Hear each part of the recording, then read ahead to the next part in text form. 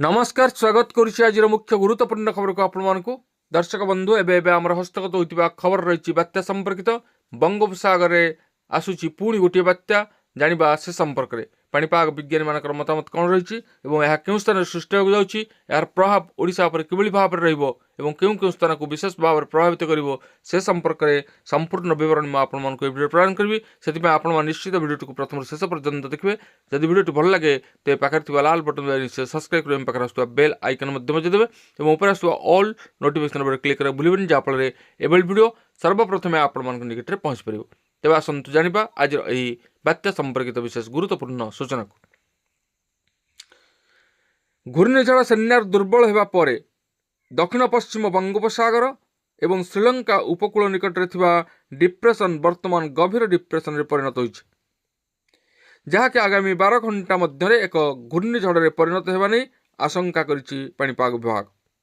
तेणु तमिलनाडु एवं आंध्र प्रदेश उपकूल जिलागुड़ी को सतर्क रहा भारतीय पाणीपाग विभाग तरफ परामर्श दि जाइछि। एही घूर्णिझड़र नाम डिटोआ दि जाइथिबा जଣା पड़िछि।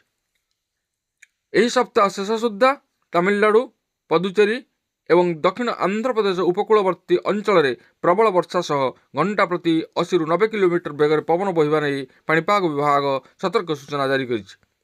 एथिसहित यह दक्षिण पश्चिम बंगोपसागर एवं श्रीलंका निकट में उत्तर उत्तर पश्चिम दिगरे गति करिवो और धीरे धीरे तीव्र हेबो। एथिसहित यह अति कम रे आगामी 24 घंटा पर्यंत यही अंचल रहिबो। एही झड़ श्रीलंका उपकूल प्राय समांतराल भाव में गति करिवो एवं नवेम्बर 29 तारिख सुद्धा तमिलनाडु पुदुचेरी उपकूल निकट में दक्षिण पश्चिम बंगोपसागर प्रवेश करिवो।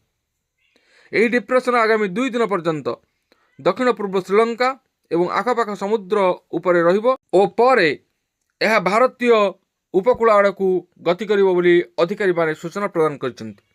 तेबे मल्लका प्रणाली और उत्तर पूर्व इंडोनेशियार किछि अंशरे सक्रिय थिबा घूर्णिझड़ सेन्यार वर्तमान दुर्बल हेबार लागिछि। यह धीरे धीरे गभीर डिप्रेशन में परिणत होई आज दुर्बल होइजिवो बोली पाणीपाग विभाग सूचना दैछि।